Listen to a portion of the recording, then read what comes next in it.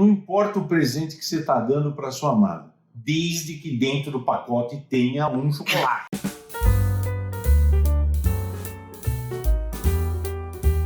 Olá, pessoal. Vamos para mais um episódio do nosso Terapia de um Casal. Hoje o nosso tema é sobremesa. E esse nome já passou uma impressão que é um pouco falha, né? É de que alguma coisa está em cima da mesa. Ou em cima da toalha, ou de um jogo americano. Mas não é nada disso, não.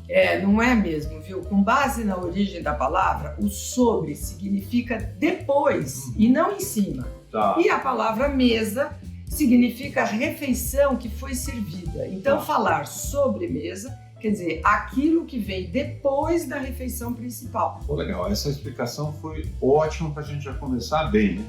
Mas não foi sempre assim, não. Viu? Você sabe que na época medieval, os nobres, especialmente aqueles que tinham bastante dinheiro, eles, para mostrar o poder, eles colocavam tudo em cima da mesa.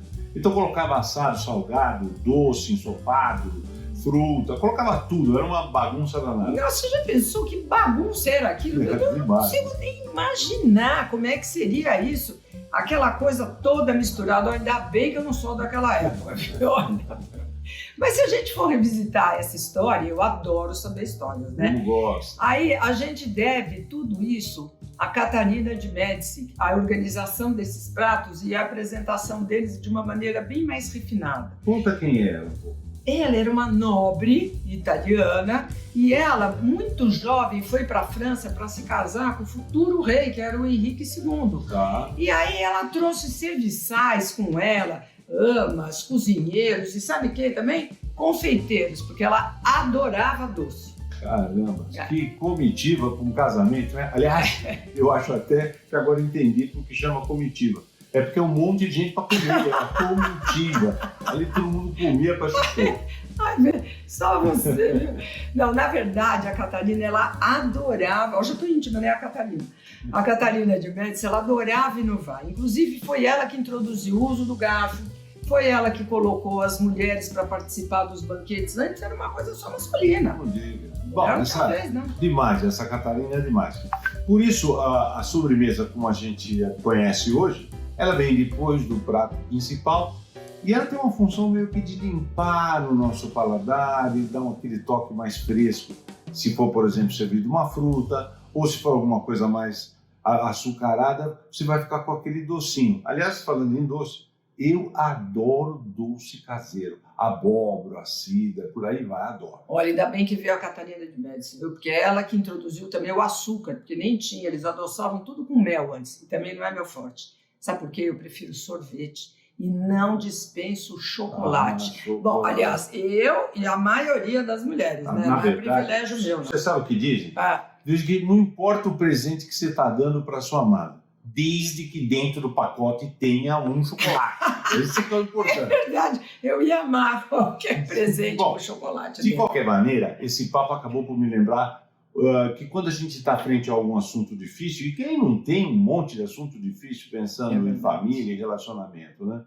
Nada como finalizar uma discussão como se fosse uma sobremesa com alguma coisa doce. O que você acha disso? Olha, nos relacionamentos de verdade, assim, existem muitas coisas difíceis para conversar, né? A gente conversa, tem assuntos familiares, tem assunto de finança, de dinheiro, até para sair de férias, que é uma coisa banal. Dá confusão. Muitas vezes um quer para um lugar, outro para outro. Bom, e nessa hora você tem total razão. O bom é a gente conseguir adoçar um pouco essa conversa e aí, no final, dar um comentário gostoso como se fosse uma sobremesa. Agora sabe que eu me lembro até de você contar sobre reunião que você participou, reunião de negócios em empresa, você tinha uma diquinha ali. Tá certo. Uma época, quando eu trabalhava com isso, né, com empresa familiar, eu participei de várias reuniões que surgiam aqueles assuntos difíceis, né, nas empresas. E aí a gente sabe o que fazia? A gente deixava uma caixinha de chocolate ali no meio da mesa para ver se adoçava um pouco a conversa quando aquilo estava pegando fogo, para ver se os ânimos se acalmavam. Ou, se funcionava também, era uma carga ligeira, assim, de serotonina, dopamina. Neurociência explica isso. Fazia um belo de um efeito, viu? Mas, Ana, tá ótimo. dar essas dicas corporativas tá bom, Aham. mas eu queria que a gente também fosse para a cozinha, fosse dar um exemplo de relacionamento pessoal com essa história de adoçar no final. Ah, bom, olha, uma coisa que a gente pode dizer é o seguinte: quando a gente discute, o mais importante não é só ter razão, é a gente ter a sensibilidade da gente poder entender e acolher a opinião do outro com muito respeito e empatia. Até Entendeu? porque Não é essa só- opinião pode ser diferente É claro, normalmente é, mas assim, acolhe, né? Dá uma maneirada. E aí uma sugestão seria finalizar essa discussão toda com um comentário doce, tipo Como, assim, como? olha, eu entendo perfeitamente seu ponto de vista e tal, quem sabe daqui a pouco, com mais calma, a gente pode acabar conversando e arrumar uma outra solução, como sempre. Legal. Não é uma coisinha mais docinha, assim, Eu mas não sei, eu diria que foi uma eu acho dica bom. sensacional. Eu diria que foi uma sobremesa emocional com muito Uau! carinho e consideração. Olha, adorei esse termo, sobremesa emocional. Gente, usem a sobremesa emocional, hein? Eu também achei legal. Muito bom. Bom, mas você reparou que no final É. a gente acabou não dando receita de sobremesa nenhuma, mas demos uma bela receita de como adoçar a conversa. Ah, isso sim. E como nós vamos encerrar essa nossa conversa? Bom. Temos uma frasezinha aí. Claro. Então, falando dessa sobremesa emocional, vamos falar uma frase bem doce. Então, Vamos embora. vamos encerrar.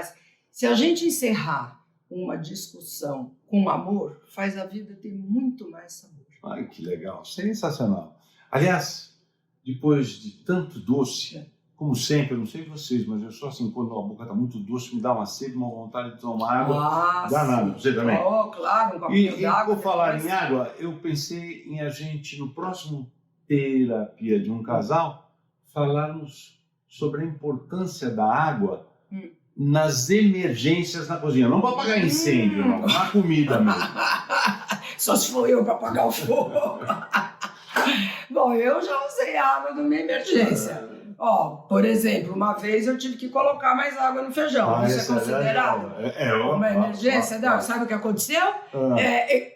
Não vou contar não. Vamos deixar para o próximo episódio? Tá bom. Tá bom? Então, até lá, pessoal. Até lá, esperamos vocês com muita água nessa emergência. É isso aí. Tchau. Tchau, até.